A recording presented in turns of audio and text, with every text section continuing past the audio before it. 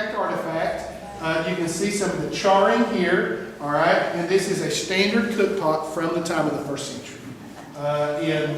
So it's a really neat artifact. There's one upstairs that actually physically looks better, but this is one of my favorites because it has got the signs of the use on it. So the charring, the black. If anybody's done campfire cooking down in the hot cold, rage on that beat, going crazy.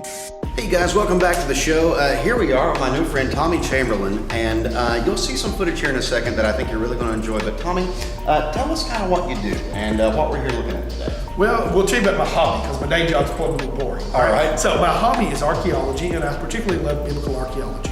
I actually am a square supervisor in an excavation in Israel at the site of Tel Shiloh. Shiloh is famous in the Hebrew Old Testament for the books of Judges, Joshua, and Samuel. This is where the text relates that they put the Ark of the Covenant and the Tabernacle and all that.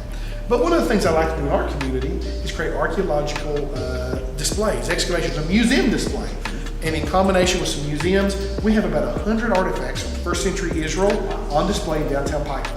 Obviously, the time frame focuses on the era of the New Testament, and we call it the world of Jesus. And the idea behind it is to understand the material culture.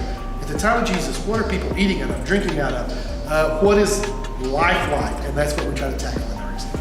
All right, well, thank you so much for allowing us to film today. We really appreciate it. Ladies and gentlemen, is there like a website we can contact or any place we can go to find out some more information or to help donate? Sure. Well, they can contact us on Facebook under just the World of Jesus. The Right? World of Jesus, Yes. Facebook. Yep. You can always find me on my personal Facebook too.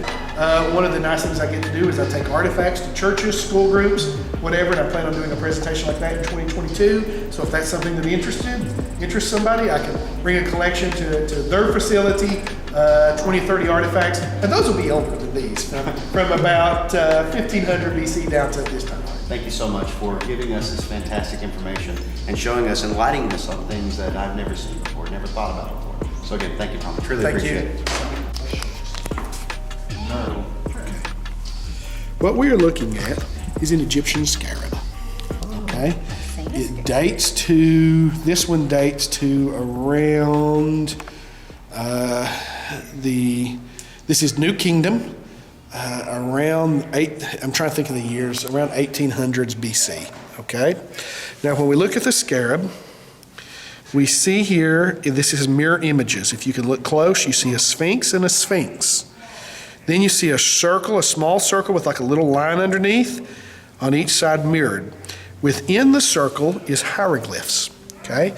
Now obviously they're very tiny, so it's a very detailed work, so they are a little rough, but this is what they are.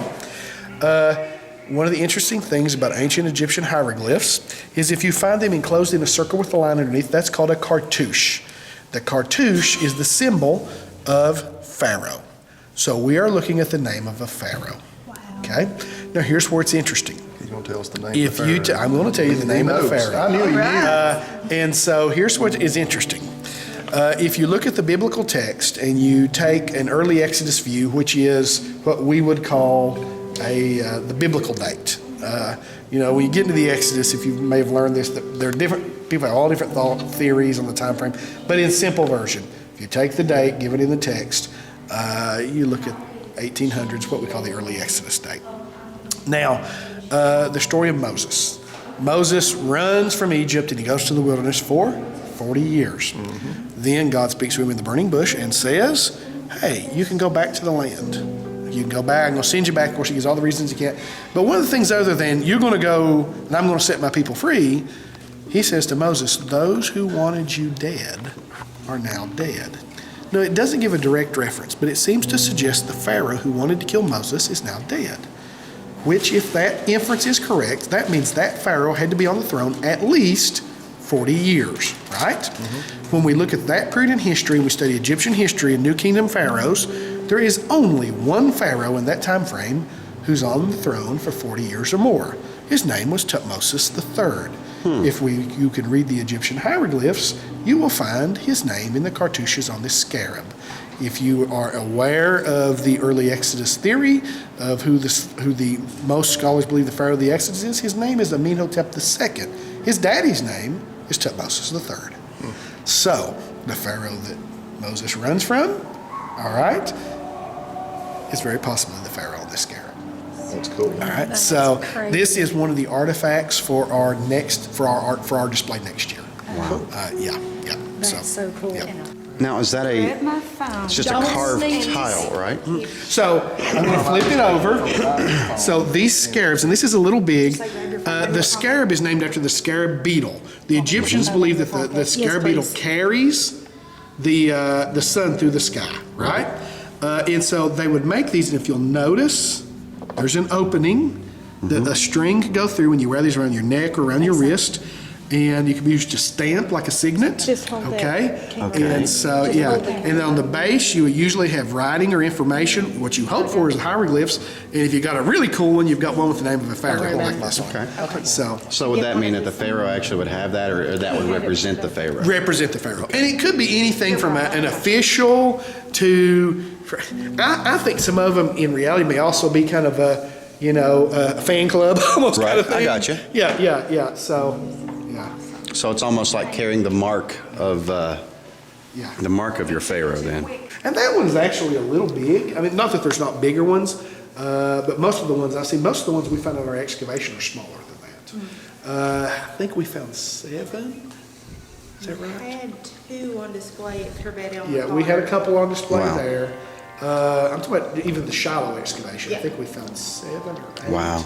But here's what's interesting. We have found in our 3 seasons of excavation, we have found as many scarabs, if I remember right, as, is it 40 or 50 weeks of excavation before us? And it's not that we're that much better. What we do different is we wet sift. So you dig out of the ground, then you dry sift, and you shake the dirt out and you look. But something that small, imagine that's covered in dirt.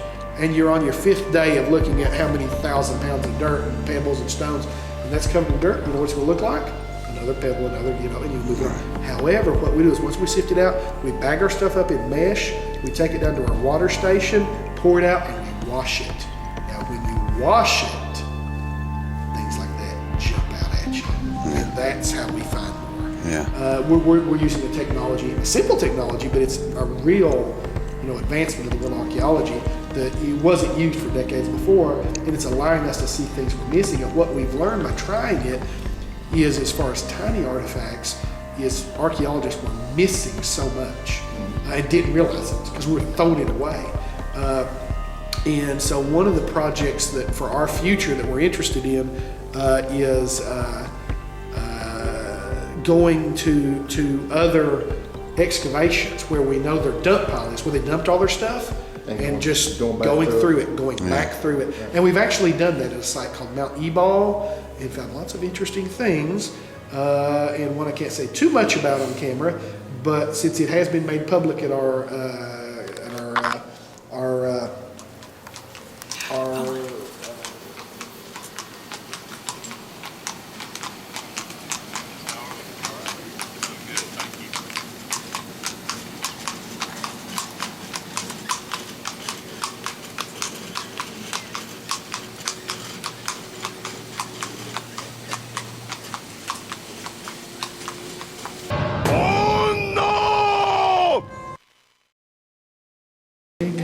Okay, those are